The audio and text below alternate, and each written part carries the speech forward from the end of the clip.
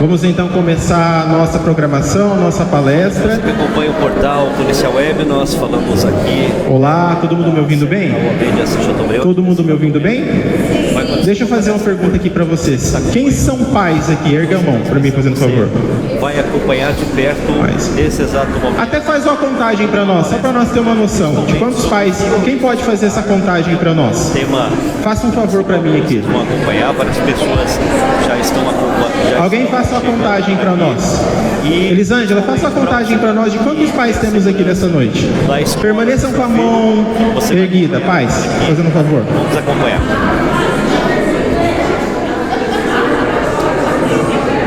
Isso, permaneçam com a mão levantada, os pais.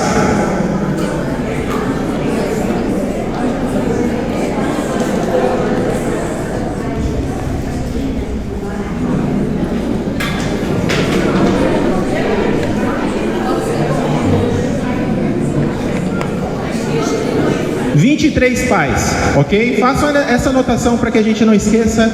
Aline, 23 pais. Agora os professores, diretores, coordenadores, pedagogos, levantem a mão para mim, fazendo um favor. Não, sim, que são pais também, mas os professores, coordenadores. Façam também a contagem novamente, fazendo um favor. Isso.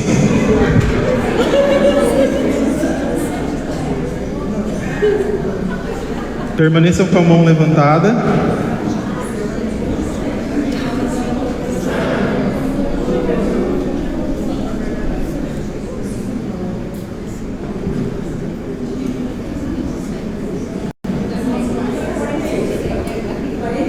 (41). Bateu certinho. Adriana da Educação disse que 40 coordenadores e diretores estariam presentes. E parabéns aos pais também que estão presentes, estão em bom número, 23. Mas eu quero fazer um pedido para vocês, pais. Cobre seu vizinho. Porque quando o assunto é educação, quando se trata de uma causa nobre como essa, dá um puxãozinho de orelha nele. Porque qual que é a prioridade que a população, a sociedade está tendo? Porque talvez se fosse um lazer, nós com certeza teríamos mais paz. A realidade, gente, às vezes ela dói. Mas vocês podem ter certeza que quando a gente promove uma festa junina, uma festa que traga lazer, os pais vêm. Mas quando é para falar de educação, o que acontece? O que a gente sempre ouve dos professores? Que quando tem boletim, assinatura de boletim, a maioria dos pais falta. Não são todos, mas uma grande maioria dos pais falta. Então o que está faltando é prioridade. Nós temos que priorizar a educação e começar pela nossa cidade, tá bom? E também uma análise. Chega de colocar culpado. Chega de escolher quem é o culpado pela educação estar onde está. Nós temos que se unir para encontrar a solução, não o culpado. Então essa rixa de pai contra professor tem que acabar aqui. Vamos aproveitar essa oportunidade que tem 23 pais e 40 professores e todos trabalharem junto pela educação. Então eu não vejo momento melhor do que esse, da gente se unir para encontrar a solução, para trazer a educação para os nossos filhos. Então esse projeto que nós começamos, que é o Segurança nas Escolas, assim que houve aqueles ataques, que nós ficamos aterrorizados, aconteceu no Brasil inteiro, todo mundo ficou em pânico, os professores ficou em pânico, e nós não sabíamos o que fazer. Melhora a grade da escola, aumenta o muro, coloca a câmera, segurança armada, legal. Só que, gente, a conscientização, o pai educando o seu filho da maneira que deve ser, é a melhor arma contra esses ataques. Não existe outro ataque, não existe outra maneira da gente diminuir esses casos de violência na escola a não ser com a educação. Está faltando instruções para os pais e a gente precisa juntos encontrar esse meio para que os pais ouçam essas instruções dos nossos especialistas. Aqui temos profissionais graduados, profissionais que venham com conteúdo, que isso aqui era para ter gente lá fora esperando para ouvir essa palestra. Mas enfim, esse é o primeiro passo e eu creio que na próxima vez nós vamos estar com esse local aqui ou em outro local cheio de paz. Tenha uma boa palestra, gente. Convido aqui à frente o Dr. Thiago para iniciar então a palestra.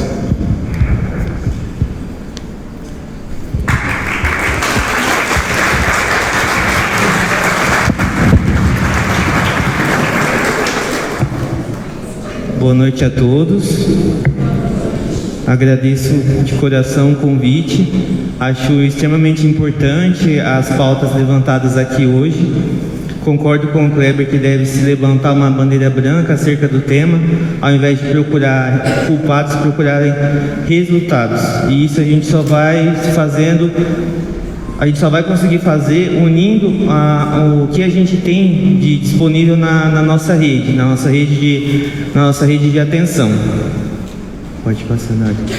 Desculpa, não me apresentei, mas meu nome é Thiago Sandoval, eu sou médico, pós-graduado em psiquiatria, atuo na área há 5 anos, sou formado há 10 e é basicamente isso. A gente hoje nós vamos falar um pouco sobre a violência escolar, mas de uma maneira talvez não que vocês estivessem esperando hoje, no sentido de dá muito enfoque nos massacres, nos ataques violentos.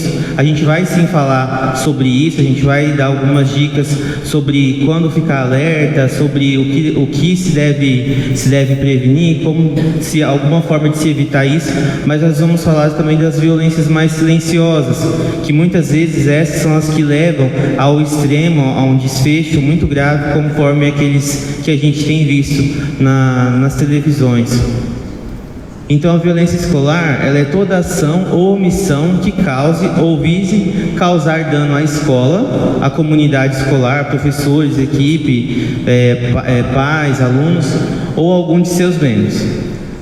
Os ataques graves de violência que nós temos visto são uma das formas de violência escolar, mas não são os únicos, né? São os mais importantes, dada a sua gravidade, mas não são nem os mais prevalentes nem os únicos.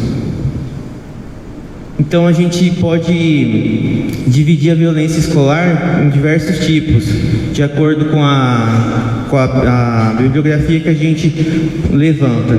Então existe a violência física, que seria o empurrar, o chutar, ou agredir fisicamente. A violência psicológica ou moral, que essa pode ser mais silenciosa ainda, que seria constrangir, seria inferiorizar, humilhar de forma psicológica ou moral. A violência sexual, embora não seja muito comentada, ela pode acontecer também nos colégios, nas escolas. Existem vários relatos acerca disso. Também na prática a gente vê que infelizmente acontece. É gravíssimo, mas infelizmente acontece. E aí, só volta um pouco, por favor. Quando a gente fala de violência sexual, é bom a gente lembrar que criança não namora, criança não beija, criança não rouba beijo, criança só brinca, aprende o que tem que aprender e se desenvolve. Então essa história de que tem namoradinho, não tem namoradinha, apesar disso ser uma coisa que é muito difundida e seja algo que às vezes é inocente dos pais, cuidadores, esse tipo de comentário não deve ser tecido, porque vai fomentar atitudes nas crianças que muitas vezes são incompatíveis com a idade delas. A violência patrimonial contra a própria estrutura física da escola. E a negligência, que é aquela que eu estou vendo, por exemplo, um bullying acontecendo aqui, uma agressão física, uma agressão psicológica, mas eu não faço nada a respeito. Então, se eu não faço nada e eu sei que tem alguma coisa errada, eu estou fazendo parte, eu estou sendo um cúmplice dessa violência também. Então, eu estou sendo negligente. Esse daqui é muito interessante. A violência nos relacionamentos amorosos pode acontecer no ambiente escolar também. Claro que nos adolescentes, porque como eu falei, criança não deve namorar. Mas seria aquela em que o parceiro ou a parceira, mas principalmente o parceiro, ele intimida, ele ameaça, ele restringe o círculo social, ele começa a querer controlar a vida da adolescente, por exemplo, e isso vai gerando transtorno, isso vai gerando dor, isso vai gerando sofrimento, até que pode se instalar alguma doença. Não é muito comentada, mas só para elucidar assim, tive uma paciente há um tempo atrás e ela tinha 15 anos e ela estava sofrendo violência no relacionamento amoroso há 8 meses e os pais não sabiam. A gente teve que chamar o pai, mãe, documentar. Ela era agredida mesmo fisicamente, passou por todo esse trajeto de violência até chegar na agressão física. É muito triste. Eu deixei o bullying para ser dito num slide à parte, porque eu acho que é muito importante. O que é bullying? Qualquer atividade violenta que sirva para machucar, agredir, ofender, diminuir o outro. E aí eu ouço muito no consultório o seguinte: mas na minha época isso aí a gente resolvia na porrada. Mas na minha época isso aí nem tinha nome. Na minha época ninguém ficava doente por causa disso.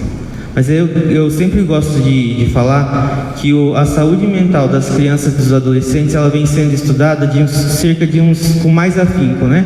Com mais afinco há uns 10 anos para cá. Antes disso era praticamente negligenciada. A saúde da criança era a vacina, era o peso, era se está crescendo ou não. Então a saúde mental é um tema recente quando se fala na criança e na adolescência. Então hoje a gente sabe que o bullying ele causa efeitos a curto, a médio e a longo prazo. E esses efeitos podem ser os mais catastróficos possíveis, desde doenças físicas até o suicídio. As consequências da violência na escola. Ela compromete a saúde e o bem-estar de todos os envolvidos. Por exemplo, na questão do bullying, não é só a vítima que sofre, mas tanto o agressor quanto a testemunha, eles têm consequências a curto e a longo prazo também. Então, é um cenário que adoece todo mundo. O desempenho escolar se torna insatisfatório, com infrequência até a existência da atividade escolar. As consequências físicas da violência escolar, porque não pensem não pensem que apenas a mente sofre, mas o corpo também. As consequências são obesidade, isso a médio e longo prazo, né, gente, claro. Obesidade, diabetes, doença cardíaca, doença respiratória, tabagismo, uso excessivo de álcool e outras drogas e até alguns tipos de câncer, né? E é bem interessante quando a gente pensa que a violência ela é tão agressiva que ela acaba impactando também na nossa saúde física. Consequências emocionais, baixa autoestima, ansiedade, depressão, insônia, transtorno alimentar. Tudo que vocês imaginarem de ruim pode acontecer quando a pessoa ela é vítima, testemunha de violência escolar. Até, inclusive, inclusive autolesões. E aí eu queria que vocês soubessem que a autolesão nada mais é do que eu me ferir, me machucar para conseguir lidar com uma dor emocional que está insuportável. Como o cérebro da criança, adolescente é imaturo, eles não têm muitos recursos para lidar com isso. E eles têm essa dificuldade de pedir ajuda. Então, muitas vezes, o que eles têm cada vez mais encontrado saída seria se ferir, se cortar, se machucar. O que é algo muito triste se a gente pensar que existe acompanhamento psicológico, existe médico, existe diálogo com os pais que poderia aliviar toda essa carga de sofrimento. Então, ficar de olho quando, por exemplo, o adolescente começar a usar roupa de frio no verão, sempre escondendo os braços ou as pernas, as coxas, lugares tempo. Não é todos de uma vez, mas assim, existem degraus de violência, de sofrimento, de mudança de comportamento que vão acontecendo tanto nos agressores quanto nas vítimas de violência escolar. Esse é o slide sobre o tema que motivou o nosso encontro. Em abril agora de 2023 saiu um estudo interessantíssimo de uma estudiosa da Unicamp. Ela levantou dados de 21 anos acerca da violência escolar. E o que ela trouxe foi um cenário assim, bastante preocupante. Alguns dados desse estudo agora de 2023. Então, a maioria dos ataques aconteceram em escolas estaduais, embora também um número alto em municipais e menor em particulares. As vítimas fatais, a maioria foram estudantes, mas também houve professores e profissionais de educação. A motivação desses ataques foi a vingança, por motivos muitas vezes torpes, motivos insignificantes, mas às vezes uma história também de alguém que sofreu violência e que não soube elaborar isso. A própria raiva também, junto com essa questão da vingança, e usuários de cultura extremista, que eu vou falar a seguir. E aí, olha, um dado muito preocupante, parece que eles estão aprendendo como é que faz. De 22 ataques em 21 anos, 9 aconteceram nos últimos 8 meses. Então, no último ano, dos 22 ataques, 9 aconteceram nesses 8 meses. O perfil dos agressores que foi levantado por ela, eles eram jovens, brancos, do sexo masculino, tinham um culto à violência, a armas, gostavam de sempre postar coisas na internet de conteúdo muito violento, arma, entendiam muito disso. Eles tinham um perfil de isolamento social, já tinha isso de antigamente, dessa questão, dessa estranheza com o meio social. Alguns tinham essa questão da violência doméstica, muitos eram vítimas ou testemunhas de violência doméstica, então isso talvez seja também um fator de risco.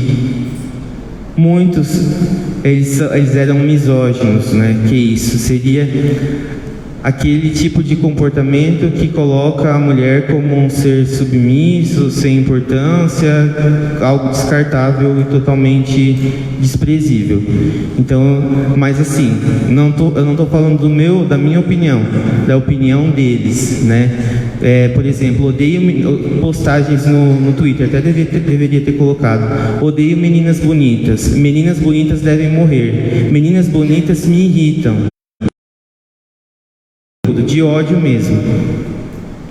Muitos tinham casos de abandono escolar, então muitos desses ataques foram de ex-alunos, e eles são pessoas que sentem-se ameaçados sem motivo algum pelas minorias. Então vejam que são pessoas jovens, brancas, todos esses conteúdos estavam na Deep Web. A Deep Web era uma parte da internet em que você tinha uma dificuldade de acesso. Esses conteúdos meio que ficavam mascarados, certo? E para conseguir acesso, entrar lá, era um pouco difícil. Agora, eles estão amplamente difusos em várias plataformas. E existe um comportamento dessas plataformas de não colaborarem com a justiça no sentido de retirar conteúdo violento, retirar conteúdo extremista. Estou falando certo, graças a Deus, né? Qualquer coisa corrige.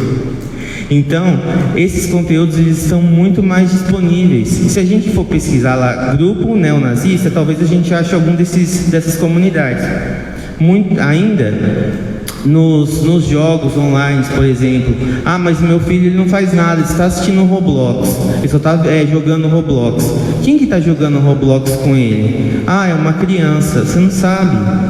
Você não sabe se é o jogo online que o teu filho vira à noite, com quem que ele está jogando, o que estão falando lentamente na cabeça dele, que ideias que estão implantando.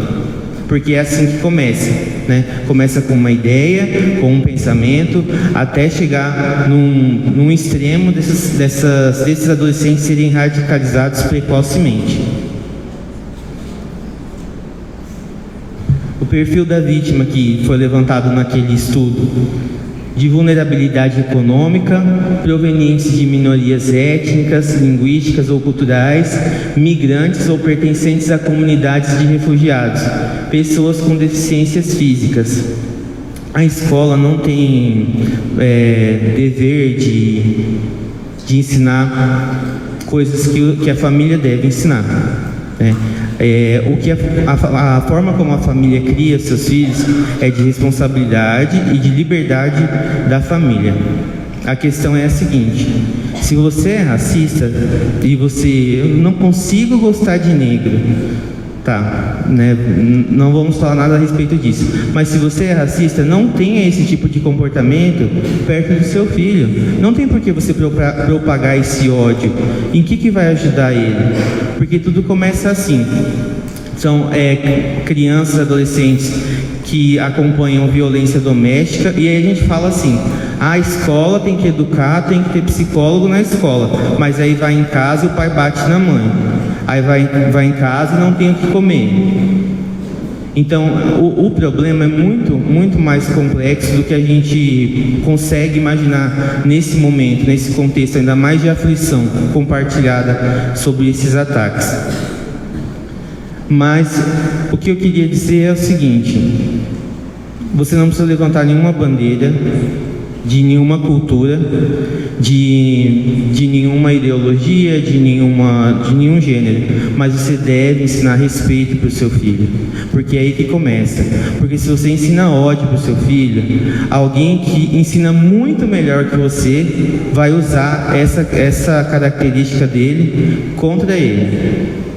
E aí pode ser tarde. Então, assim, respeito é para todos. Ah, mas eu não aceito isso, eu não aceito aquilo. Tudo bem, não aceite, mas respeite. Esse é um dever social.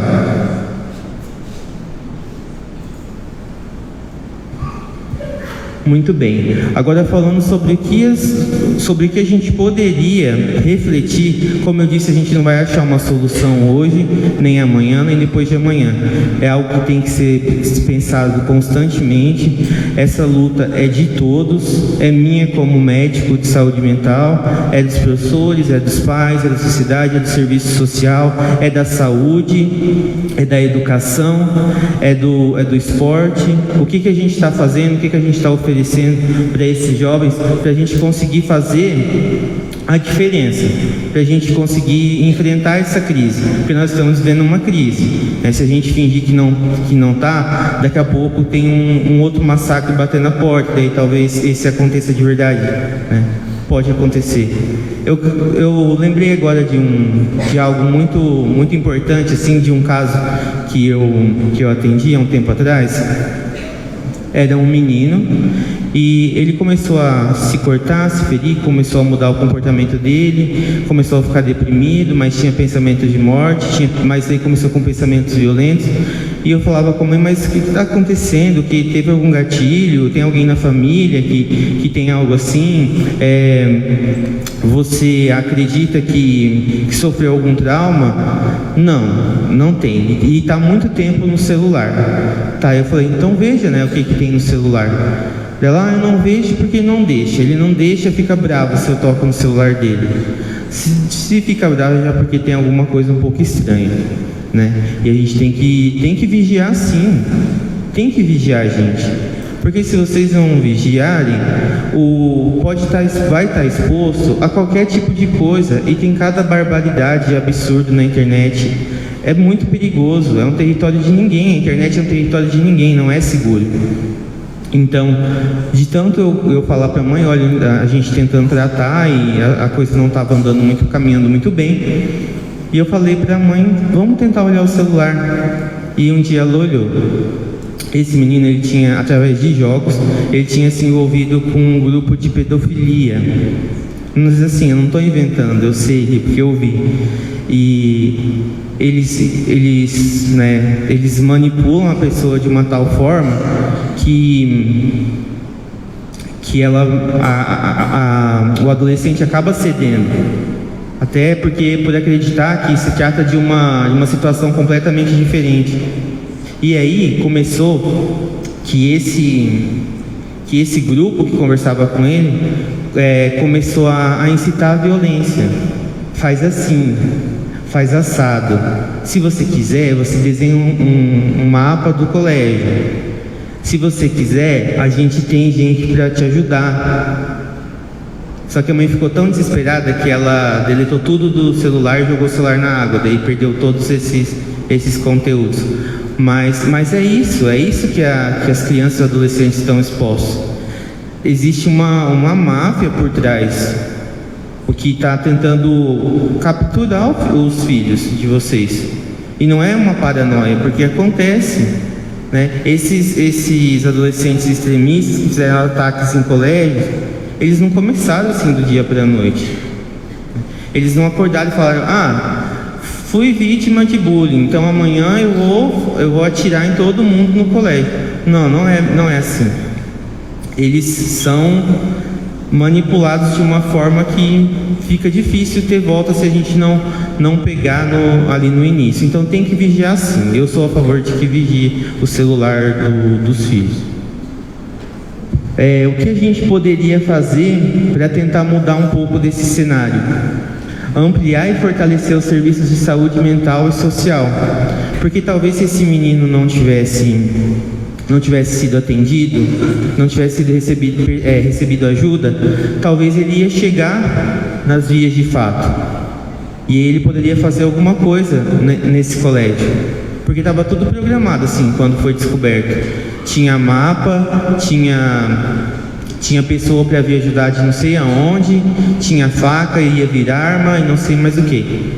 Então, se a gente não interrompe no começo, ou se a gente não fica de olho nas mudanças de comportamento, se a gente não trata a ansiedade, se a gente não trata a depressão, se a gente não deixa de lado esse tipo de preconceito contra também a saúde mental, então a gente está perdendo essa batalha. Fortalecimento de serviços sociais, porque a violência escolar ela tem uma causa multifatorial, são diversos fatores provocando esse comportamento. Então tem questões sociais, tem questões familiares, tem questões individuais, tem questões relacionadas à educação, tem questões relacionadas à saúde. Então é multifatorial, não é uma causa apenas. E é igual eu falei, a gente quer que não tenha mais violência, mas a criança não tem nem o que comer, não tem um lugar digno para morar. E isso tudo vai afetando a sua saúde mental. Ampliação de serviços sociais, de saúde e educacionais articulados no território. O que a gente está colocando para esses jovens, para eles não ficarem tanto tempo assim no celular, por exemplo? Que opções que nós temos hoje? Será que a gente tem coisas que funcionam? É uma reflexão. Ampliação de programas além da escola, como oficinas artísticas, de esporte. A escola precisa ser ainda mais receptiva, agregadora e conectada com o cenário juvenil. Mas para isso precisa de apoio de política pública. Escola sozinha não consegue fazer nada. Claro que tem o que fazer, mas é pouco, porque a causa da violência é multifatorial, múltiplos fatores. Pode passar, Eduardo. O ideal seria que tivesse uma punição maior a essas plataformas que disponibilizam acesso ao ódio. E aí, de quem é a responsabilidade? Eu coloquei de todos nós que estamos aqui. Estimular o diálogo, e isso a gente tem que estimular desde sempre, né? Não quando já está aquele conteúdo violento já está instalado na cabeça do adolescente ou da criança. Isso a gente tem que ser como um foco de prevenção. A comunicação não violenta é um projeto que poderia ser um projeto para ser instalado nos colégios. Eu não sei, confesso que eu não sei até que ponto é usado ou não, mas é um método de comunicação onde você aprende a ouvir, aprende a ter empatia, aprende a não ofender, aprende a não julgar. Então, coisas básicas. Espaços de mediação de conflito, projetos contra bullying, apoio entre os pares. Tem alguns países que treinam um adolescente e deixam ele, por exemplo, naquela sala responsável. Tu vai ficar responsável para ver como que está a saúde dos teus amigos, por exemplo. Não para ser um médico, enfermeiro, nada disso. Mas como que está o clima, né? Teve briga, não teve? Alguém falou em se matar? O que aconteceu? Então, para ficar de olho e se reportar à autoridade do colégio. É um projeto que eu achei bem bacana também. Tem um documento da Unesco de 2019 que ela lista todos os projetos de cada país que funcionou, que deu certo. É bem interessante. Ter espaços de escuta, então espaços de escuta para resolver conflitos menores, espaços de escuta para aqueles conflitos maiores, círculos de diálogo, ou conversar com esses adolescentes, ouvir o que eles têm a dizer, quais são as angústias deles, e ter um espaço formal, um espaço funcional para denúncias. Isso seria muito interessante, algo que funcione realmente, onde a gente denunciasse e já fosse investigado com precisão. E falando uma frase que eu gosto muito, um exemplo vale mais que palavras, então lembrar que o comportamento do seu filho muitas vezes é um reflexo seu, então mudar em você, às vezes, o que você não quer ver no seu filho, ou o que você não aceita no seu filho, não aceita que ele seja assim. A melhor forma de fazer isso é mudar o seu comportamento, porque enquanto crianças, o reflexo maior que eles têm enquanto crianças, as crianças, elas são um reflexo, porque vocês são o maior exemplo que eles têm. Então, às vezes vai a mãe na consulta e fala: meu filho briga muito, mas aí ela espanca a criança quando ela meu filho é violento, mas aí o pai bebe e bate na mãe. Então, só exemplos didáticos, é claro, mas só para a gente ter uma noção maior. E como se comunicar, eu fui questionado recentemente, como falar sobre esses massacres com as crianças. A primeira coisa é falar de acordo com a idade, de acordo com se é criança, se é uma criança muito pequena, se tem 8 anos, ou se é um pré-adolescente, ou se é um adolescente, e de acordo com a maturidade dessa criança. Não evitar assuntos delicados. Se você não fala de assuntos delicados com os seus filhos, coisas que poderiam ser tabus, outras pessoas vão falar. E às vezes é a internet. E a internet tem todo tipo de conteúdo e não vai filtrar. Manter um espaço de diálogo saudável e seguro, acolher, validar e respeitar o que a criança traz. Então não adianta eu querer saber o que aconteceu no dia do meu filho para ver se teve alguma coisa perigosa, mas eu falo assim: tá, mas o que aconteceu? Ele vai falar: aconteceu tal coisa. E você fez isso? Então não adianta já vir com um tom acusador ou ameaçador. A criança não vai conseguir nem se abrir. Pode passar, Bruno. Questionar a criança o que ela já está sabendo. Então, olha, você ouviu falar sobre aquele menino que tinha dito que tinha uma arma? Você ficou sabendo de alguma coisa a respeito disso? O que você sabe? E aí, a partir do que ela falar, do que ela comentar, aí sim você, a partir daí, com o seu diálogo, falar de uma maneira acessível, que a criança entenda. Questionar sempre sobre a violência no espaço da criança, e não é só questão de massacre, né, gente? É questão de bullying, questão de amiguinho me empurrou, amiguinho me tocou em onde não podia. Então tem sempre que estar alerta sobre isso. Questionar sempre se já foi vítima, testemunha ou autor de violência. Questionar sobre possíveis ameaças no ambiente escolar. Alguém falou alguma coisa, alguém fez alguma coisa. Hoje o menino falou que vai levar uma faca. Então, tipo assim, opa, tenho que ir lá, né? Aconselhar sempre de maneira assertiva e fornecer explicações necessárias para tranquilizar a criança. Posso seguir? É o outro tema agora. Posso seguir o outro tema? Pode? Então tá. Então, também fui convidado a falar um pouco sobre dependência tecnológica. Esse tema vai ser mais rápido, fiquem tranquilos. Qual que é a definição de dependência tecnológica? É aquele uso excessivo de conteúdo digital ou de aparelhos digitais, e quando eu não tenho aquele controle sobre isso. É uma doença nova, ainda não tem protocolos, ainda padronizados. O que quer dizer isso? Se eu for diagnosticar depressão, eu já tenho lá todo o histórico da depressão. Então, depressão tem humor deprimido, tem desinteresse, tem isolamento, tem todos os critérios certinhos, eles já estão documentados e estudados. Como é uma doença nova, a gente não tem exatamente. E só para critério de curiosidade, A dependência tecnológica é um vício de comportamento e esses são bem mais difíceis de tratar, mas também são muito parecidos com os vícios de substâncias químicas. E nomofobia é o nome que a gente diz para aquele medo excessivo de ficar sem o nosso celular. É a pessoa que saiu, tá lá, sei lá, tem que ir para Toledo, tá em Bragantina, esqueceu o celular e ela volta, né? É aquele sofrimento extremo. Então, sintomas da dependência tecnológica é um uso excessivo de internet, de conteúdo digital. Não tenho controle sobre isso. Eu acabo deixando de fazer as coisas que eu gostava ou que eu devia fazer. Acabo ficando menos tempo com a minha família, menos tempo com os meus amigos. Estou no trabalho, eu tenho que ir no banheiro para jogar, atualizar meu jogo ou atualizar minhas redes sociais. É algo que é fora de controle realmente.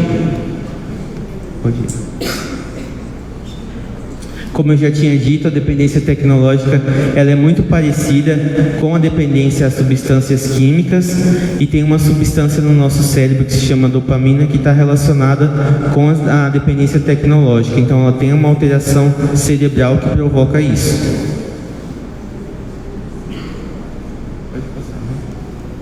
Aqui alguns dados, falando sobre as crianças, 21% das crianças usam excessivamente as tecnologias, 21%. 26% passa mais tempo na tela do que em outras atividades, sobre crianças isso. E 26% não conseguiram passar menos tempo na internet. E agora uns dados de um estudo do ano passado que juntou pesquisas do mundo inteiro. Então esses dados que eu vou falar agora é a realidade, o contexto do mundo inteiro. 27% das pessoas têm dependência de smartphones hoje. 17% têm dependência de mídia social. 14% dependência de internet. E 6% vício em jogos. Então é algo bem assustador. O tempo de tela, só para a gente ter uma noção melhor, e às vezes a gente fica um pouco chocado quando vê isso, essa é a recomendação da Organização Mundial da Saúde. Então, para criança menor de 2 anos, não deve se expor a tela alguma, nem celular, nem televisão, tablet, nada. Então, menos de 2 anos, nada. Entre 2 e 5 anos é 1 hora por dia. Aí quantas horas eles ficam vendo, né, a galinha pintadinha e tudo mais. Então é um pouco complicado. 6 e 10 anos é 1 ou 2 horas por dia, sempre com supervisão. E 11 e 18 anos, 2 a 3 horas por dia. E aí a OMS também recomenda a supervisão dos pais. Pode passar, Duda. E as consequências do uso excessivo da tecnologia são as mais diversas possíveis. Distúrbio de sono, não consegue mais interagir com a família, com amigos, diminuição do rendimento escolar, dificuldade de aprendizagem, problemas de autoestima, ansiedade, depressão, agressividade, comportamento alimentar que muda, sedentarismo e passa a virar à noite sem dormir. Ainda a própria dependência digital pode ser uma consequência do uso excessivo de tecnologias. TDAH, né, que é o transtorno de déficit de atenção e hiperatividade. Eles podem estar mais expostos a bullying ou cyberbullying conforme eles consomem mais internet. Aumento das violências, abusos e fatalidades, porque tá lá aqueles grupos neonazistas, aquele grupo extremista, aquele grupo de pedófilos, tá tudo lá na internet. Quanto mais tempo eles estão consumindo, mais tempo expostos. Problemas auditivos, de postura, aumento do comportamento de autolesão e suicídio, abuso de álcool e outras drogas no adolescente. Esse é um slide bem importante, ficou um pouco pequeno a letra, mas falar quais são os sinais de alerta. Isolamento, sinais de alerta para eu começar a pensar, opa, esse consumo de tecnologia tá estranho, não tá legal, não tá saudável, isso pode estar desenvolvendo uma dependência, ou desenvolver em pouco tempo. Aquele isolamento habitual e progressivo no quarto para jogar sozinho ou com amigos. Se tranca no quarto, ninguém mais vê, parece que nem mora na casa. Queda do rendimento, fracasso, abandono, evasão escolar. Eles não querem mais estudar, eles só querem ficar em jogos online. Abandono de outras atividades de lazer, então passa a deixar de fazer coisas que gostava de fazer ou coisas que precisava fazer. Então conviver menos com a família, menos com os amigos, abandonar hábitos de higiene, de autocuidado muitas vezes. Fica tantos dias sem tomar banho, não escova o dente. São coisas bem preocupantes. O transtorno de sono, de alimentação. E os problemas físicos também, né? Pode dar muito problema aqui, dor na cervical, dor nos ombros, ou a questão do uso do polegar para ficar passando, né? O nosso feed lá, já foi dito que daqui a alguns anos isso vai se tornar um problema também. As dores de cabeça, enxaqueca, problema de visão, tudo isso. Sobre os jogos violentos, tem muitas pessoas que acabam perguntando, falar assim, eu não devo deixar o meu filho consumir esse tipo de conteúdo, ou ele pode se tornar um psicopata porque ele está consumindo esse tipo de produto. A questão é o seguinte: os estudos ainda não são conclusivos. A gente não sabe exatamente o que pode acontecer daqui a alguns anos com esses jovens que estão consumindo tanto jogo violento. Mas o que a gente já sabe, já imagina, que esse tipo de jogos podem diminuir a capacidade de ter empatia pela dor do outro, pelo sofrimento do outro. Então eu tô ali jogando todo dia, tô matando. Talvez em pessoas predispostas esse comportamento possa se tornar normal. Além disso, tem uma preocupação também que esses jogos podem gerar um comportamento mais suicida em algumas pessoas predispostas. Porque se eu tô jogando, eu vou lá e mato o meu personagem porque eu não consegui aquela armadura, né? Então, estão correndo atrás de mim, então eu vou me jogar daqui. Então você vai matando o personagem ali várias vezes no dia, você vai matando outras pessoas. Isso com certeza não é saudável. Eu não recomendo a ninguém. E se for para consumir, que com moderação. E com supervisão também. Porque muitas vezes as pessoas com esses grupos extremistas, eles estão ali nesses jogos violentos para tentar captar as vítimas. Prevenção, que é o que é determinado pela Sociedade Brasileira de Pediatria. Estabelecer regras e horários. Sempre fazer acordo com os adolescentes. Eu acho que funciona melhor. Olha, você vai ter tantas horas, 3 horas por dia. Você pode escolher como você quer dividir. Se você só não pode ser na hora de dormir, você não pode deixar de fazer coisas que são importantes. Na criança a gente já determina, já tem vários aplicativos, o YouTube, por exemplo, o Google tem aplicativos que eles acabam tornando o consumo de conteúdo para as crianças melhor, tem o controle dos pais, né? O Carlos Eduardo, meu sobrinho, tá brincando?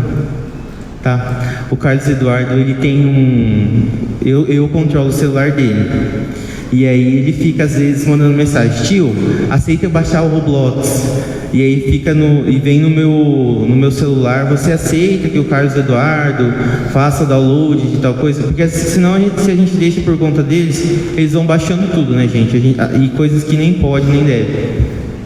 Atentar para a faixa etária dos jogos, sempre ficar de olho, avaliar se o jogo está adequado ou não para a idade da criança, do adolescente, e avaliar os impactos dos jogos sobre os hábitos de saúde, sobre as questões sociais, se ele continua interagindo, se ele está fazendo as atividades do colégio, se não está faltando no colégio, se está dormindo bem. Tudo isso tem que ser avaliado. Se o jogo está interferindo com alguma dessas atividades de saúde, tem que ser repensado. Muito bem. Tá, daí eu não quero que o meu filho, minha filha, ele consuma muito conteúdo na internet, mas aí eu simplesmente desligo o celular. E eles não sabem mais brincar, não é igual a gente que era um pouco mais criativo, inventava brincadeira e até podia sair para fora, às vezes brincar na rua era seguro, hoje a gente tem mais receio. E com razão. Então eu tenho que também participar, né? Participar das brincadeiras, ser criativo, inventar outras coisas para ele fazer, passar tempo de lazer com o meu filho ou com a minha filha. Isso é muito importante. Não adianta você tirar o celular do seu filho e você ficar no seu. Ah, mas eu não quero que ele veja o YouTube, mas eu vou continuar aqui no Instagram. Tem a questão do exemplo também, né? Pode passar. Pode passar. Isso é o que a gente está fazendo, né? As palestras. Pode passar também. Só para vocês terem uma noção, eu coloquei aqui que apesar da dependência tecnológica não ser ainda considerada uma doença formalmente por exemplo, pela CID ou pelo DSM, o transtorno de jogo que está dentro da dependência tecnológica já é. Então, o que fala o transtorno de jogo que foi entrado em vigor, esses critérios, aí em 2022, no ano passado? É aquele jogo online com padrão de comportamento, de jogo persistente, que não consegue controlar o uso, não consegue controlar o consumo, que deixa de fazer as coisas para jogar, deixa o contato com a família, o contato com os amigos para jogar, até percebe que está fazendo mal isso, mas não consegue deixar de lado. Resumindo, é isso, sim, um transtorno de jogo. Então, só para vocês entenderem a gravidade do problema, a dependência tecnológica não é uma doença ainda reconhecida hoje, mas a gente já entende que é um problema de saúde e que precisa de manejo, precisa de tratamento, mas já o transtorno de jogo que faz parte da dependência tecnológica, ele já é reconhecido. E nos próximos anos, com certeza, vão vir outros diagnósticos parecidos com esse também. Então a gente tem que estar bastante alerta, não só para os nossos filhos, mas também para a gente, né? Lembrar que o consumo excessivo de tecnologia, ele nos desconecta de quem está perto, aproxima às vezes quem está longe, mas afasta quem está perto. Aí eu fico presente, mas ausente, estou ali pela metade. Então, e isso a gente vai perdendo as experiências únicas que a vida tem. É isso, pessoal. Muito obrigado.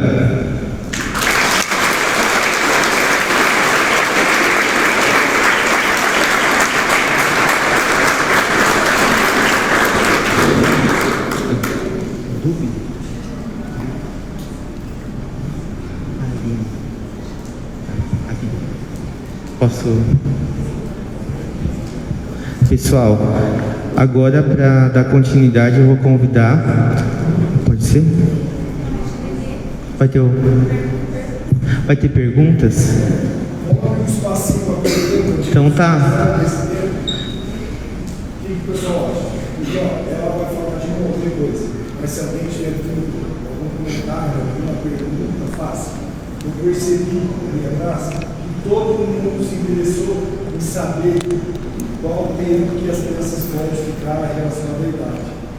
Se for uma dúvida, pode voltar o tempo que a gente fotografar, podem pedir para ele enviar depois. Se alguém tiver perguntas, quiser fazer, tá bom, quero deixar no final do tempo. À disposição, vocês que sabem. Algum comentário, né? Mas se depois tiver uma dúvida, não pode falar. Existe um controle parental no corpo. Você disse que tem aplicativo para o seu sobrinho. Se tem acesso ao aplicativo, você tem esse acesso no seu celular. De maneira feita, para que você possa explicar, mas ainda não tem esse aplicativo. É bem simples, tem que baixar acho que o Google Family e aí e lá fala sobre o controle é tudo bem intuitivo, né? Uma coisa vai te levando a outra.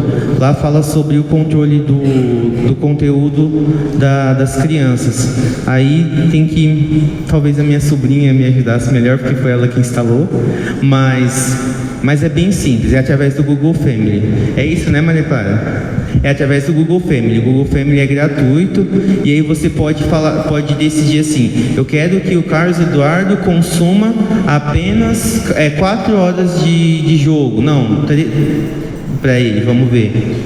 2 horas de jogo hoje, ou 2 horas de conteúdo de celular para ele. E aí a tantos minutos ele já, quando chega no horário, ele já automaticamente desliga o celular do Carlos Eduardo. Tadinho. Tem alguém que tem esse controle? Eu acho bem interessante, né? Mais alguma questão? Oi? Ali. Boa noite.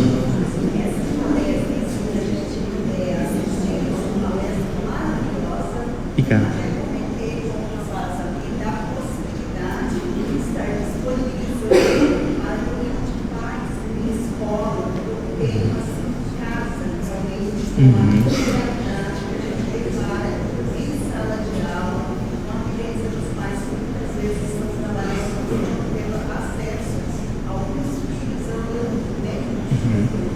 Entendo. Obrigado, muito obrigado pelas palavras. A gente pode combinar sim, né, pode conversar com o Kleber, quem organizou essa reunião de hoje, e a gente só teria que ver algumas questões logísticas, que eu moro em Toledo, mas a gente pode combinar de ter outros dias. Obrigado. É isso? Muito obrigado.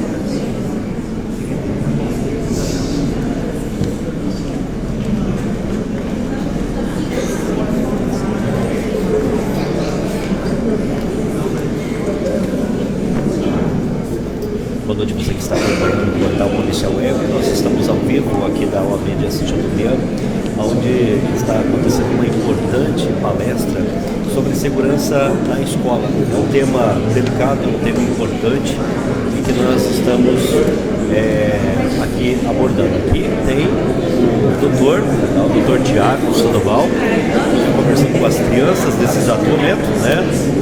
Dando a palavrinha com as crianças. A palestra foi através de slides que vocês acompanharam agora. É um momento importante, principalmente para os pais que estão participando desse exato momento aqui. Tá? E agora a doutora Aline vai fazer também uma parte da palestra. Tivemos uma parte de perguntas e respostas, né? E agora vem outra parte. Agora precisa... Pessoal, atenção aqui, só um instante. Só um agradecimento aos patrocinadores, que foram as empresas que nos ajudaram a promover esse evento. Tá? O Leandro Lopes, da Tec Módulos, a Cíntia Oliveira, Arquitetura, Loriane, Tec Módulos, e Nayara, Caseirinhos da NAI, ok? E também a OAB, que cedeu esse espaço gratuitamente para nós. Então, agradecer a direção da OAB, o Dr. Roque, e também a secretária de Educação, que está trabalhando junto conosco, e as autoridades. A doutora Aline vai fazer a parte de apresentação também. Um tema importante que é segurança nas escolas. Foi muito falado desse tema, né? Em todo o estado do Paraná, em todo o Brasil, principalmente pelos ataques que teve nas escolas, que até acompanhamos em rede nacional, deles que aconteceu no estado de Santa Catarina, tipo praticamente em todo o Brasil.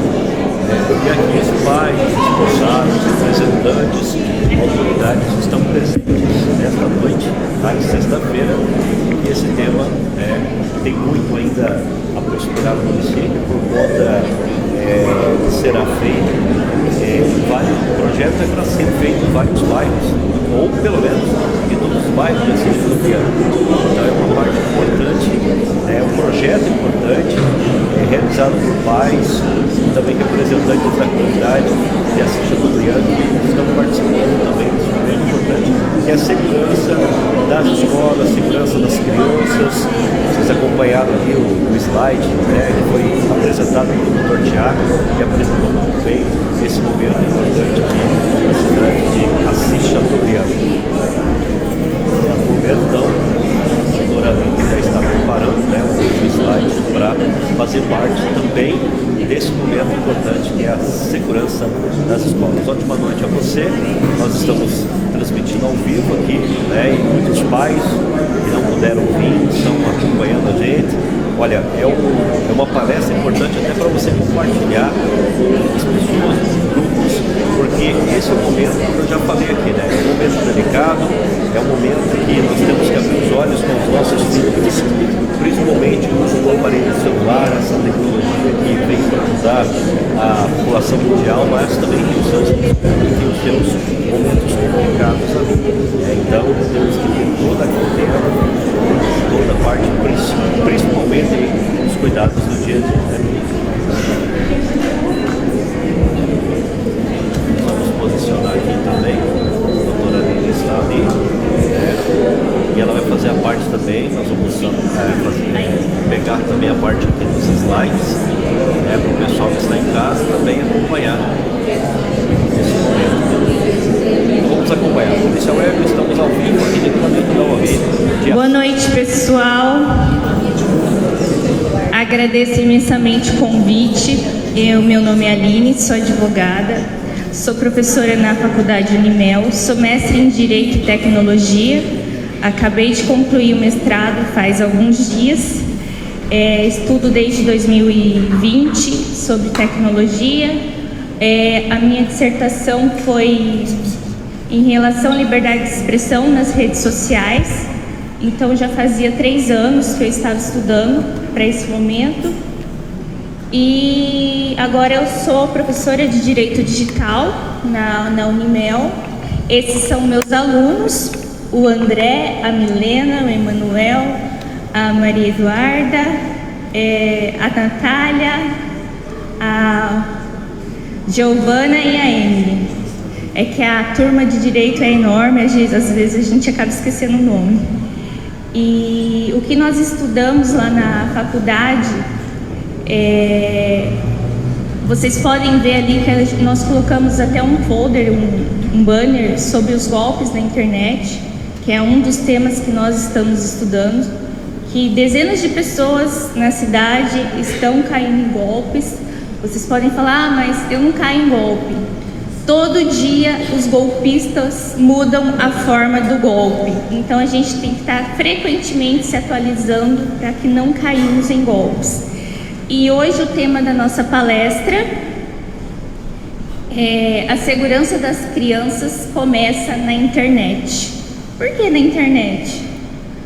A hora que o Dr. Tiago falou que todo mundo está conectado, que tem até uma doença, eu vi todo mundo bocejando, falando um com o outro, e percebi que realmente estamos inteiramente conectados todo o tempo.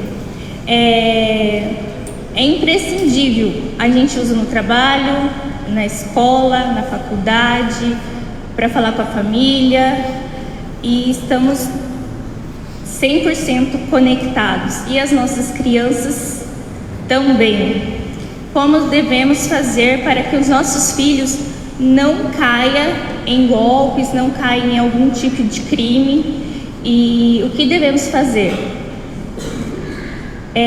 Hoje nós vamos falar um pouco de uma pesquisa feita por uma psicóloga e doutora também em Direito Digital. Todas as nossas palavras são pautadas nessa pesquisa, Então nós não estamos falando nada além de nossas palavras, é tudo pautado em pesquisa científica. Então, há algum tempo, acho que foi em abril deste ano, houve o atentado na escola de Blumenau, Santa Catarina, e provavelmente vocês, pais, professores, começaram a receber mensagens no Facebook, no WhatsApp, principalmente no WhatsApp, falando que haveria atentados nas escolas dos seus filhos. Quem aí recebeu a mensagem que poderia ter atentado na escola dos seus filhos, né? E eu conversei com alguns pais e eles me falaram: olha, não vou deixar meu filho na escola amanhã, porque tal dia parece que vai ter um atentado na escola. Então, o que são essas mensagens? Vocês viram que não aconteceu nada, vocês foram vítimas de fake news. Infelizmente, está a todo momento acontecendo mensagens falsas sendo recebidas no WhatsApp, no Instagram, no Telegram, no Facebook, em todas as mídias sociais. E nós, pais, professores, temos que estar atentos a esses conteúdos, porque nem sempre o que a gente vê na internet é o que é na realidade. Nós vamos mostrar um vídeo para vocês de um caso que passou numa novela da Globo. Não costumo assistir novela, mas esse caso, ele bate inteiramente com a nossa realidade. Então, se tudo correr bem, vamos passar esse caso para vocês.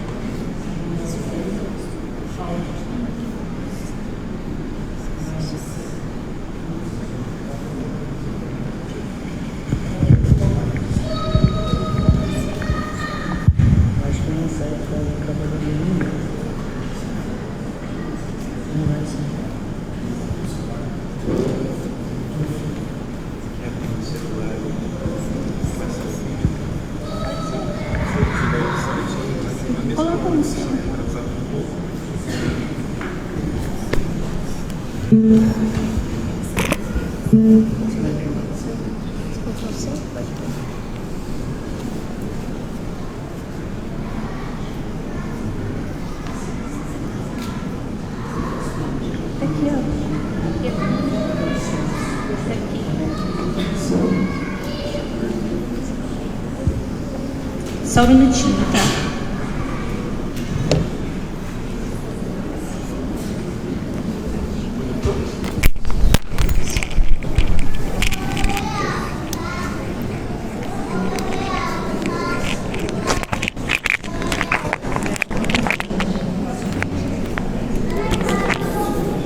Boa noite, você que está acompanhando o portal Polícia Web. Nós estamos nesse exato momento participando de uma palestra importante em segurança nas escolas. A doutora Aline, inclusive, está preparando um vídeo aqui para o pessoal que está acompanhando, não somente pais, representantes da comunidade, autoridades que estão acompanhando esse momento. Um momento importante, principalmente nos cuidados dos filhos. Nós tivemos até algumas semanas turbulentas em algumas escolas da nossa região, onde teve muitas ameaças, ameaças até de invasão, e o município, através aí dinheiro ou prêmios, e não precisa. Participaram de várias reuniões, inclusive para tratar de assuntos. E hoje a segurança nas escolas chegou a essa primeira reunião que está sendo realizada aqui na OAB. Se você acompanha a novela Travessia, com certeza sabe o que está acontecendo com a personagem Karina. Ela acha que está conversando por videochamada com uma amiga, mas na verdade tem um pedófilo se passando por essa amiga. Ah, com certeza. Deteste meu peito do jeito que tá. Ih, não, quero. Mostra pra mim. Mostra pra mim. Mostra. Não gosto dele do jeito que tá.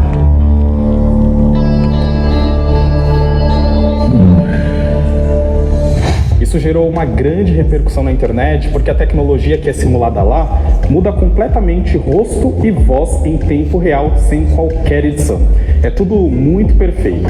Eu, Darlan Helder, e a repórter Vivian Souza conversamos com alguns especialistas para saber se isso realmente é possível na vida real.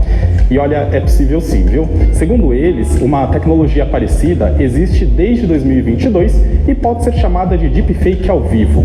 Deepfake é quando fazem uma montagem em vídeo que usa o rosto de uma pessoa no corpo de outra, por exemplo, para fingir que ela fez alguma coisa que não fez, como um vídeo pornográfico. Ou então, que usa também a voz dessa pessoa para fazer de conta que ela falou algo completamente diferente do que foi dito.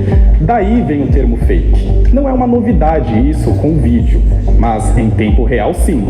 Só que isso não é tão simples. Para chegar nesse resultado que é mostrado na novela, a pessoa precisa de um computador muito potente. E isso também é muito caro.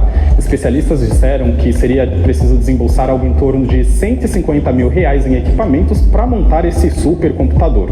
No deepfake ao vivo, também são usados algoritmos que processam um banco de dados com imagem e voz dessa pessoa, sincronizando com o rosto e a voz de outra. Tudo em tempo real. E o deepfake ao vivo já está sendo usado em golpes, só que não com o mesmo nível de perfeição demonstrado na novela. Para você ter uma ideia, os especialistas contaram que dá para fazer alguma coisa parecida usando aplicativos mais baratos, só que aí a qualidade é bem inferior. Acontece que quando se trata de crianças que são alvos dos pedófilos, essas falhas podem passar batidas. O criminoso procura se passar por algum personagem de desenho animado, por exemplo, para conseguir enganar. Isso cria uma ligação com a criança. Dificilmente ela vai desconfiar, mesmo que a videochamada esteja ruim. Por isso, muita atenção ao que as crianças fazem quando estão na internet. Mas olha só, essa tecnologia também tem seu lado bom. Os especialistas acreditam que o deepfake ao vivo poderá ser usado no setor de saúde, quando o paciente precisar de um rosto familiar, por exemplo, entre outras utilidades. Lá no G1 você encontra mais detalhes sobre esse tema. Então, pessoal, não sei se vocês já tinham ouvido falar dessa nova tecnologia. É uma inteligência artificial que altera a voz, né? Mas, infelizmente, todos os dias há fatos, há relatos desse acontecimento. Eu trabalho na área de direito digital e tenho alguns casos em relação a fatos de crianças e adolescentes que foram vítimas, não desse crime em si, porque esse é mais recente, mas em questão de fotos íntimas compartilhadas, são crianças de 8, 9 anos que estão na internet mostrando o corpo, mandando fotos para amigos ou namorados que nem deveriam ter, igual o Dr. Thiago falou, que elas são crianças ainda, elas deveriam estar brincando, mas nós estamos numa realidade em que a tecnologia, nós temos que saber utilizá-la e não retirá-la. É impossível a gente retirar a tecnologia. Então, a maneira mais adequada de poder utilizá-la é o que nós temos que fomentar com os pais, as crianças. Os pais têm que sempre estar supervisionando, igual o Dr. Thiago havia dito, o pai tem que olhar sim o celular da criança. Se possível, ativar aplicativos que clonam os aplicativos do filho e, se possível, também falando com o filho a realidade. Olha, eu tenho a sua senha, eu vejo, muitas vezes eu sei que não vai dar certo. Eu tenho uma bebezinha, eu ainda não passei nada por isso, mas assim, eu vejo meus casos, as mães falam que é complexo lidar com os adolescentes, com as crianças nessa idade, mas infelizmente eles são vítimas todos os dias. É lastimável os casos que a gente vê no escritório.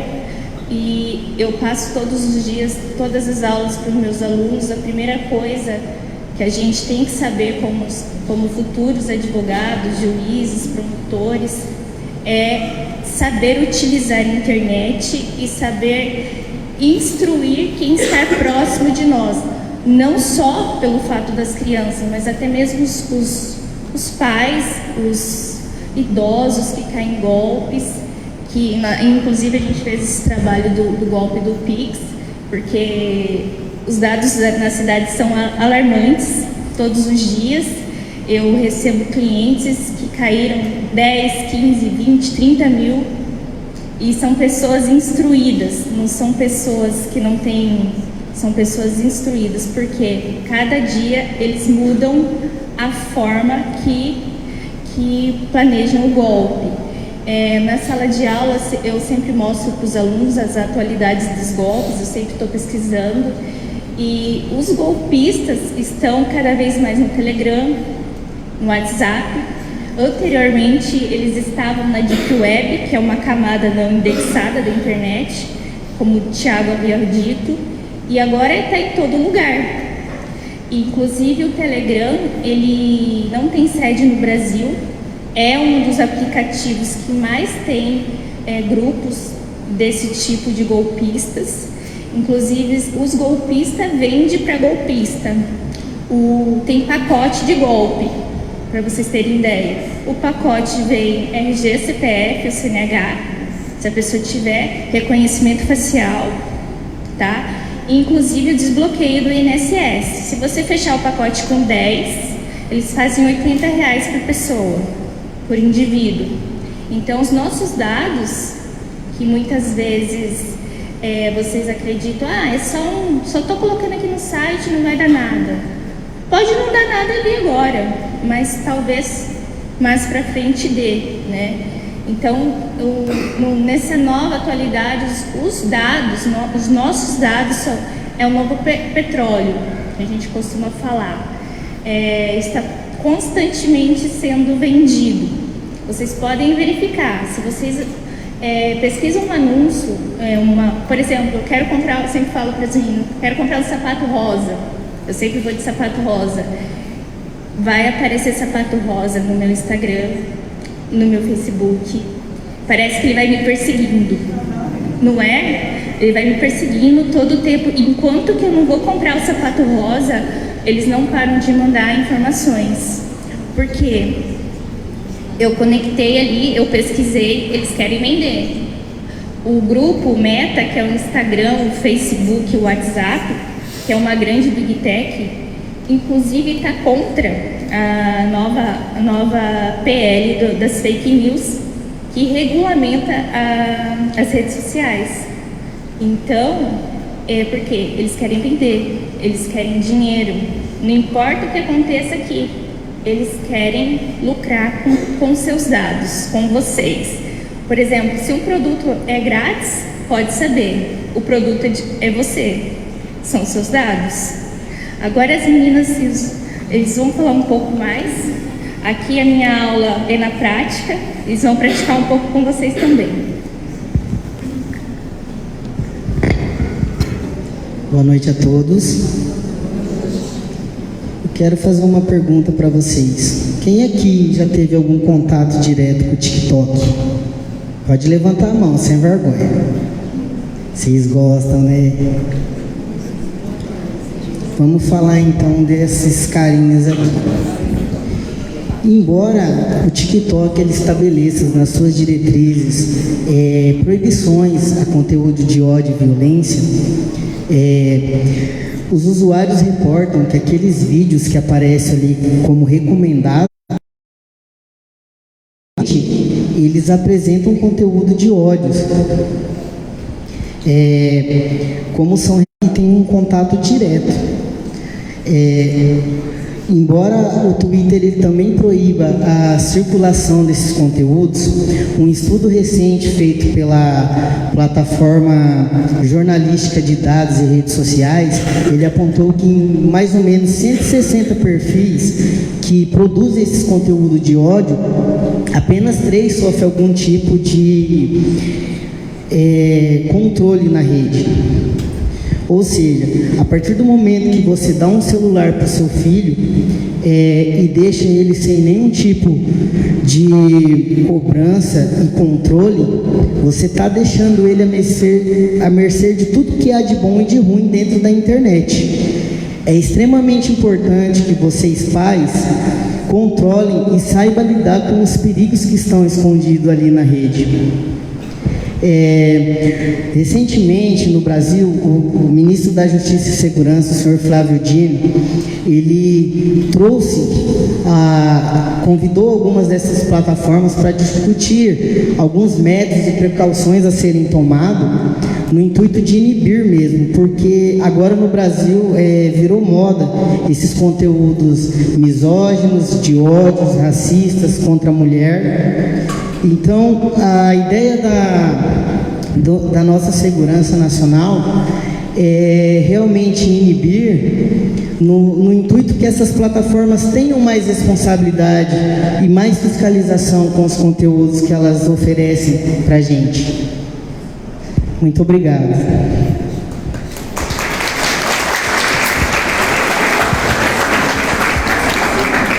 Boa noite a todos. Agora eu e a Milena, a gente vai falar um pouco sobre a conscientização, sobre o que o governo tem feito para estar inibindo esse tipo de situação nas escolas. O governo ele vem trabalhando atualmente de forma bem extensiva e intensiva para estar barrando essa situação que está acontecendo nas escolas. Como o Dr. Tiago disse, nos últimos anos está acontecendo vários ataques nas escolas, então alguma atitude deve ser tomada. A gente como estudante de direitos e todos, devemos combater esse tipo de situação e conscientizar, alertar as crianças, os filhos, e fiscalizar, além de tudo, fiscalizar aonde eles entram e o que eles fazem na internet. Porque na internet eles não filtram o conteúdo. Tudo que você pesquisa, tudo que você quer, infelizmente, aparece. Então eu vou estar passando a palavra aqui para a Milena, que ela vai estar falando um pouco sobre... Boa noite, sou a Milena. Eu vou falar um pouco complementando o que o André falou, porque assim, um ponto que é trazido também pelo relatório de ultraconservadorismo presente nas redes sociais é a questão de que há muitas vezes um estímulo para que haja uma competição entre as pessoas que realizam os ataques nas redes sociais, nas escolas, no caso, para ver quem consegue mais atenção da mídia. Então isso pode ser uma possível motivação para esses crimes estarem acontecendo. Um outro ponto também que é relevante falar é que o terrorismo, muitas vezes, ele é tratado como a base principal desse ultraconservadorismo nesses grupos das redes sociais.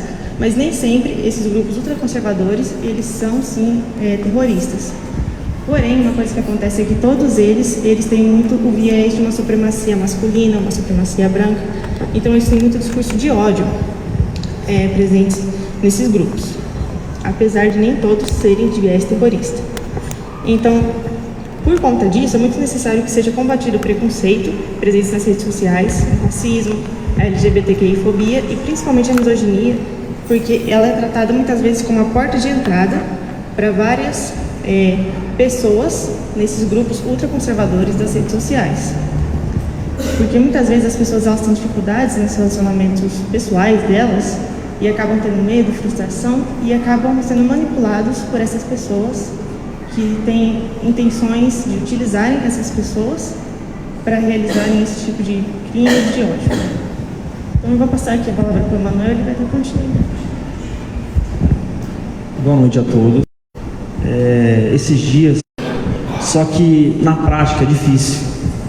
Na prática, quando você vai falar com o filho, ele se fecha, porque os filhos têm medo da punição que os pais vão dar, caso eles estejam fazendo algo errado. Então, os pais eles têm que entender que para que isso possa acabar, para que isso possa evitar, esse contato com os filhos tem que ser, como posso falar, diário.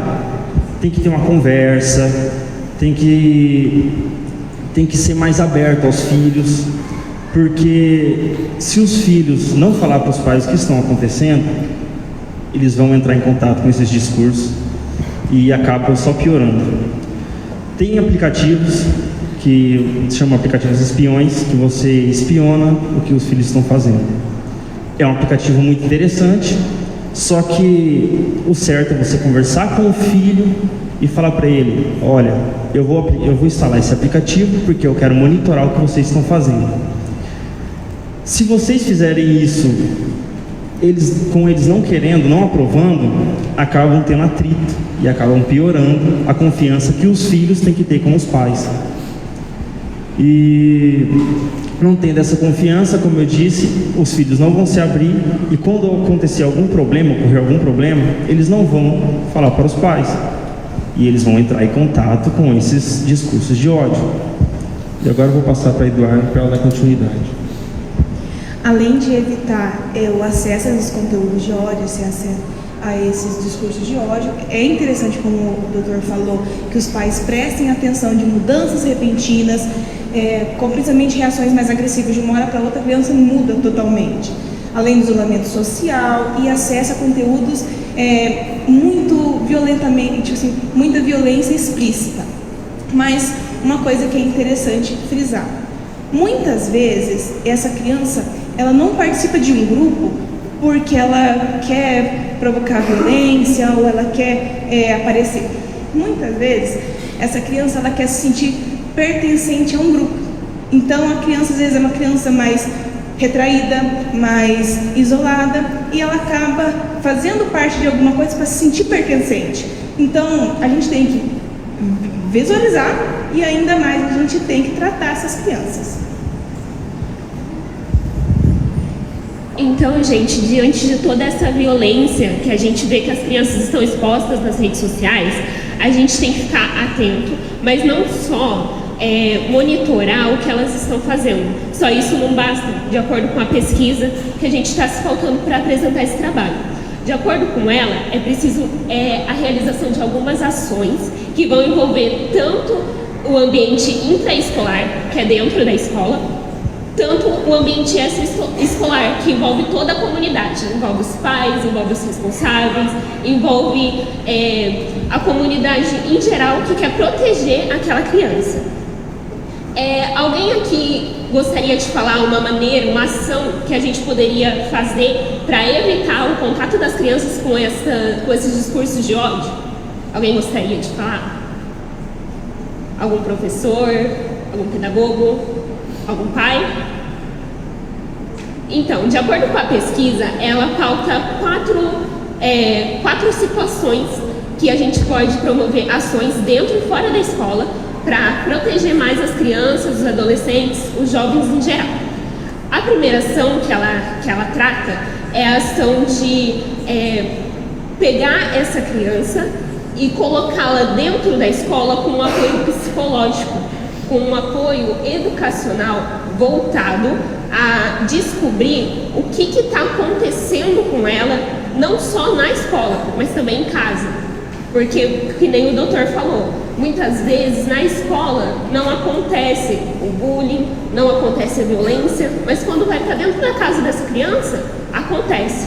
Então, juntamente com isso, orientar tanto os pedagogos, os professores, os pais, em como eles devem agir se pegarem a criança tendo contato com esses discursos e como agir também para evitar que a criança tenha esse contato. Essa rede de apoio com toda a comunidade, ela é importante por quê? Porque não é só dentro da escola que a criança vai estar inserida. Ela não vai estar dentro da escola 24 horas por dia.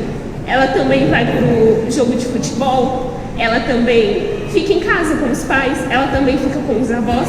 Então todos têm que estar envolvidos, porque se apenas um fazer a sua parte, não adianta.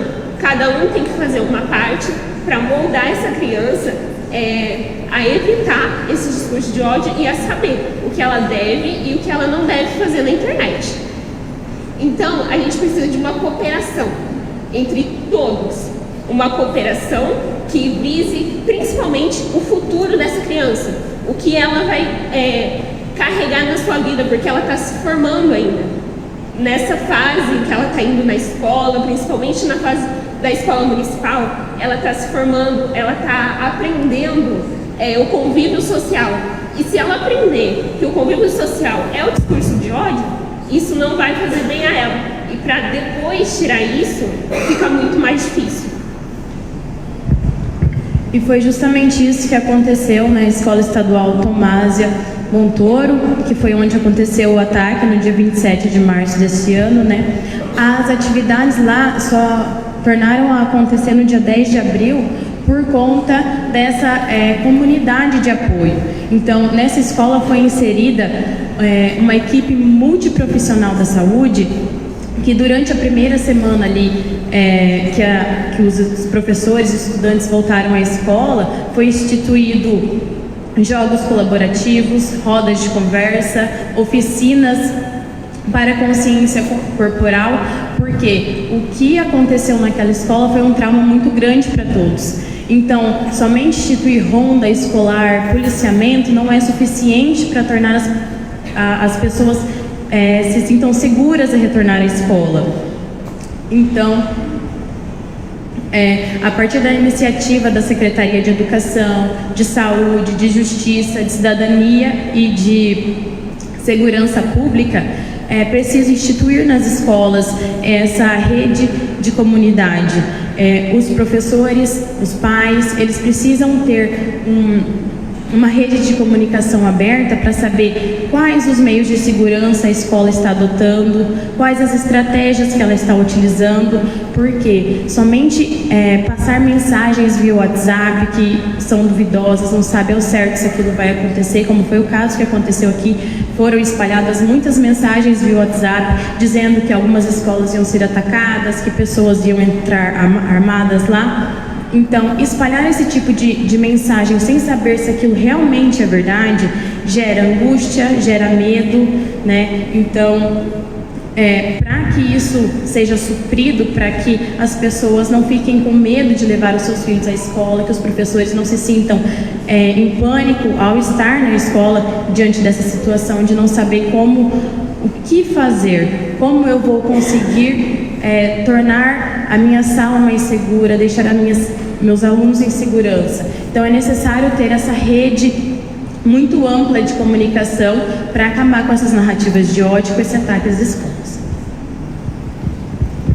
Boa noite, eu vou falar sobre como vocês conseguem realizar a denúncia. O governo federal, em parceria com a Safirnet, eles lançaram uma plataforma que é a Escola Segura. A Safirnet nada mais é que é uma organização que atua como segurança na internet. Ela protege as crianças e os adolescentes como crimes contra abusos online referentes a esses crimes e ataques à escola. Todas as informações e as denúncias, elas são anônimas e são mantidas em sigilo. Vocês conseguem realizar a denúncia pelo Disque 100 ou por via WhatsApp, nesse número que está aqui na tela. É importante que vocês, caso vocês percebam e recebam alguma informação falsa, que vocês façam a denúncia à plataforma implicada. Muito importante também para que não ocorra prejuízo com outras pessoas sobre esses ataques ou as informações que muita gente recebeu falsa durante os ataques das escolas. Para finalizar, eu e os alunos do segundo ano de Direito da Unimel, estamos elaborando uma lei, se for aprovada, né, estamos em fase inicial ainda, para fomentação da filtragem de conteúdos nas escolas municipais. A lei ela está ainda estamos montando, mas a gente já queria saber de vocês se vocês apoiam essa nossa ideia, e nós vamos fazer por iniciativa popular. Então vamos precisar de vocês, da comunidade, para poder colocar em vigor essa lei. O que dirá essa lei?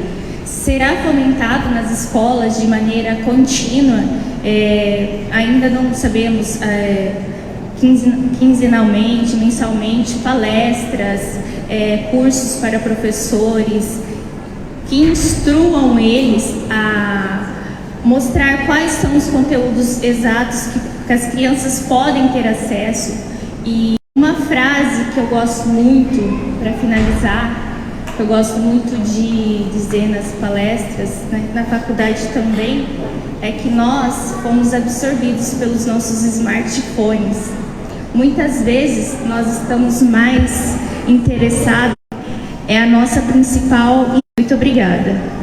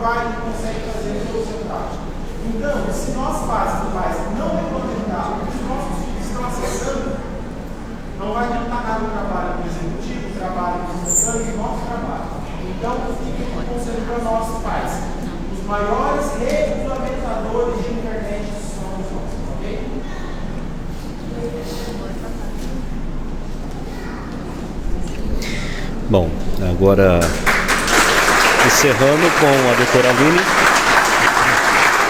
essa palestra importante aqui realizada na cidade de Assis Chateaubriand, a segurança nas escolas. Vamos tentar pegar uma palhinha aqui do pessoal.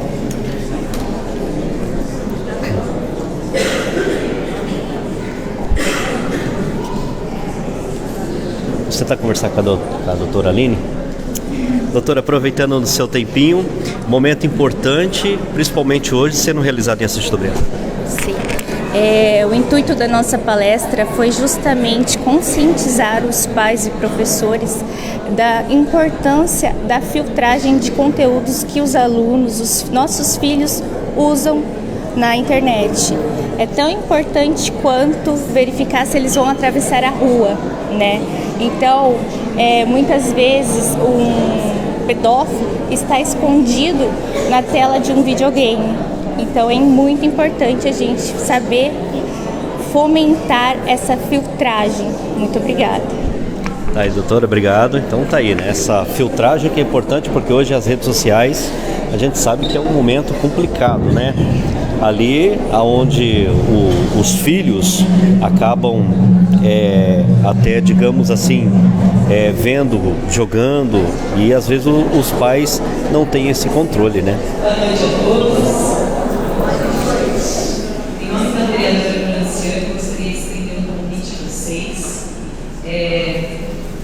No dia 30/5, às 18h30, no Teatro Municipal, deputado federal Marcinho Quevedo, nós estaremos sendo contemplados com uma capacitação com o tema sensibilização e empoderamento da rede de proteção no combate à violência sexual de crianças e adolescentes.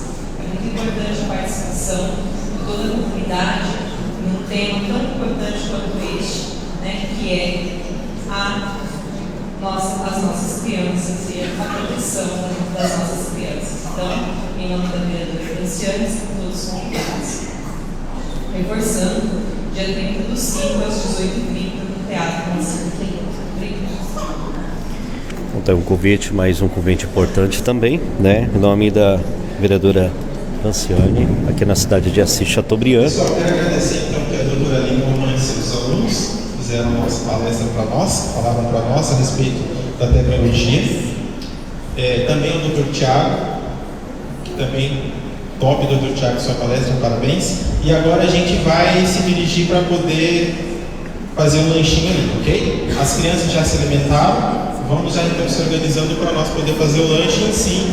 e depois o encerramento. Obrigado pela presença de todos vocês e espero que nós façamos mais vezes essas palestras. Como é que é o nome da senhora? Janete? A Janete deu a sugestão da gente fazer nas escolas onde a realidade é diferente. Já é uma ideia nossa. Se a Aline aceitar, convido-a de novo para fazer uma palestra junto com seus alunos, o Dr. Tiago, em uma escola no bairro, né, onde a realidade pode ser um pouco mais diferente daqui do centro, ok? Então, obrigado pela presença de todos vocês e vamos fazer ali um lanche e encerrar.